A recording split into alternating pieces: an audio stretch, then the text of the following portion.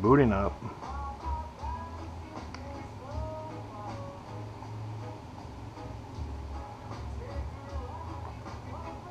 Guess I could probably get that grease off the screen. Good. Powering, key on, key off, and power off. External power has been on. You want to turn off in 13 seconds. We'll let her turn off. Great. So at that point, we have our power. Power is there for the 12 volt. My thought was to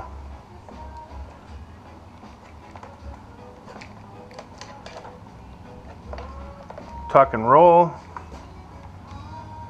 the cables and try to get them back down here with a zip tie.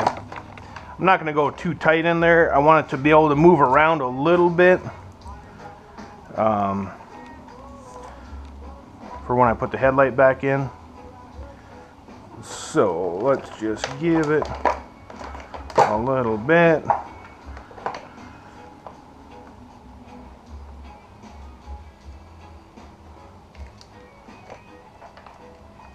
Of slack.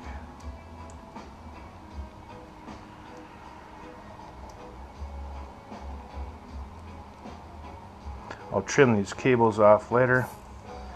Cable ties.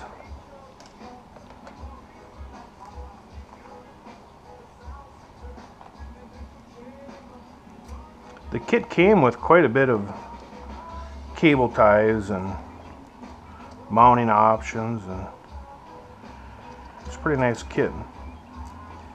We bought them used off eBay. Gently used, my brother and I did. So at this point, I'm not going to do anything crazy other than, you know, let that sit there. In that location, I'm going to install Cyclops headlights as well, and I'm going to mount the resistors underneath the splash guard here to keep them outside, to keep that heat outside. Should give me enough room to go ahead and slide the headlight unit back in. All I need access to are these two cables here, and you know, gives me a little bit of slack in my cable. Put that back up, nice clean install. I'm hoping that's enough space between here and the windshield.